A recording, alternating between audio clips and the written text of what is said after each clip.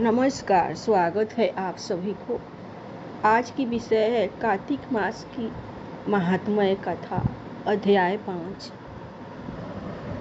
राजा पृथु बोले, हे नारद जी, आपने कार्तिक मास में स्नान का फल कहा। अब अन्य मासों में विधि पूर्वक स्नान करने की विधि, नियम और उद्यापन की विधि भी बतलाइए। देवर्षि नारद ने कहा, हे राजन, आप भगवान विष्णु के अंश से उत्पन्न हुए हैं, अतः यह बात आपको ज्ञात ही है।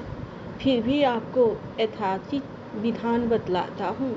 आश्विन माह में शुक्ल पक्ष की एकादशी से कार्तिक के व्रत करने चाहिए।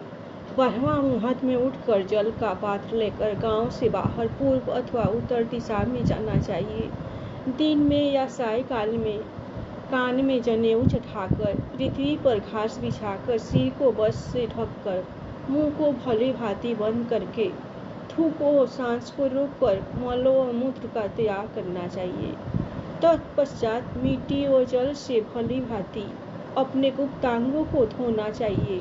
उसके बाद जो मनुष्य मुख शुद्धि नहीं करता, उसे किसी भी मंत्र का फल प्राप्त नहीं होता। अतः दांत और जीभ को पूर्ण रूप से शुद्ध करना चाहिए और निम्नलिखित मंत्र का उच्चारण करते हुए दातुन तोड़नी चाहिए। हे वन अस्पत्य, आप मुझे आयु, कीर्ति, तेज, प्रज्ञा, पशु संपत्ति, महाज्ञान, बुद्धि और विद्या प्रदान करो। इस प्रकार उच्चारण करके वृक्ष से 12 अंगुल की दातुन ले।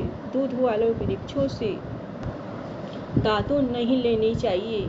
इसी प्रकार कपास, कांटेदार वृक्ष तथा जले हुए वृक्ष से भी दातुन लेना मना है। जिससे उत्तम गंध आती हो और जिसकी टहनी कोमल हो, ऐसे ही वृक्ष से धावन ग्रहण करना चाहिए। प्रतिपदा, अमावस्या, नवमी, छठी, रविवार को चंद्र तथा सूर्य ग्रहण में दातुन नहीं करनी चाहिए। तत्पश्चात भली भांति स्नान करके फूलमाला, चंदन और पान आदि पूजा की सामग्री लेकर प्रसन्नचित्त व भक्ति पूर्वक शिवालय में जाकर सभी देवी देवताओं की हृदय, याचनीय आदि वस्तुओं से पृथक पृथक पूजा करके प्रार्थना एवं प्रणाम करना चाहिए। फिर भक्तों के स्वर में स्वर मिलाकर श्री हरि का कीर्तन करना चाहिए।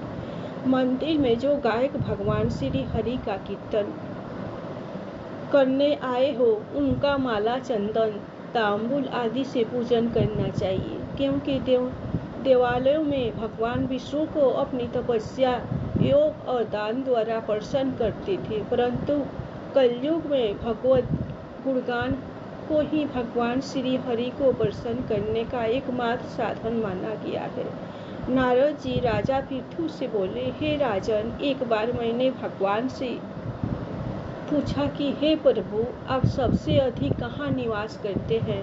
उसका उत्तर देते हुए भगवान ने कहा, हे नारद, मैं वैकुंठ या योगिनी के हृदय में ही निवास नहीं करता, अपितु जहाँ मेरे भक्त मेरा कीर्तन करते हैं, मैं वहाँ अवश्य निवास करता हूँ।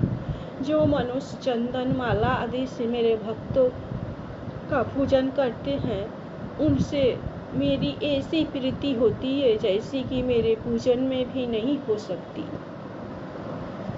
नारद जी ने फिर कहा, शिरीष, धतूरा, गिरजा, चमेली, केसर, कंदार और कटहल के फूलों और चावलों से भगवान विष्णु की पूजा नहीं करनी चाहिए।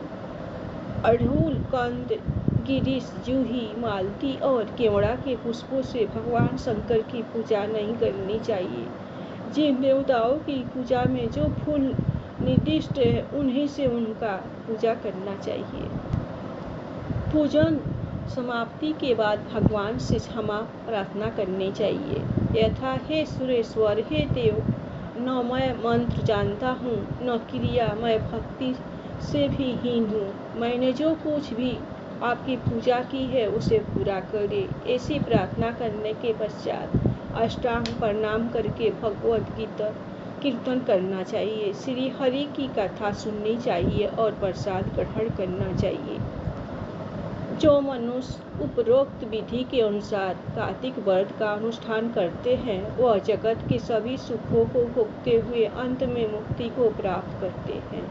धन्यवाद। आप लोगों को कार्तिक मास की महात्म्य कहानी पसंद आई होगी तो आप लोग दिल खोलकर भगवान विष्णु के नाम पर लाइक सब्सक्राइब